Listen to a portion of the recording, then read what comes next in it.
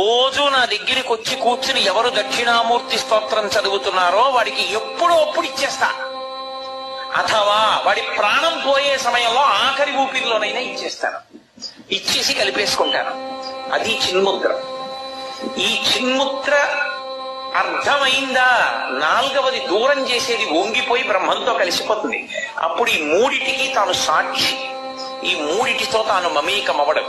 మాయని దాటాడు. ఆ మాయ ఇప్పుడు ఆయన మీద అన్వయం అవ్వదు. ఎందుకంటే ఆ మాయని శివుడు కాలు కింద పెట్టి తొక్కి పట్టుంచాడు. చంపేయకూడదు. ఎందుకని? అజ్ఞానంలో ఉండి భగవంతుణ్ణి విడిచిపెట్టి మాకు భోగాలు కావాలని తిరుగుతారు కొంతమంది. మాకు జాగ్రత్త స్వప్న సుషుప్తి తిరగడం బాగుంది, భూత భవిష్యత్ వర్తమాన కాలాలు బాగున్నాయి, స్థూల సూక్ష్మ కారణ శరీరాలు బాగున్నాయి అని తిరిగే వాళ్ళు ఉంటారు. ఆ తిరిగే వాళ్ళని తిరగని వాళ్ళు. అందుకని మాయ వాళ్ళ కోసం అందుకే చంపడు, తొక్కి పట్టు ఉంచుతాడంతే. ఆయన నవ్వుతూ ఉంటాడు, నేను ఎవరి మీద పడాలో వాళ్ళ మీద పడతాను. చాలా మంది ఉన్నారు నాకు. ఒక్కడిని నువ్వు అనుగ్రహించు.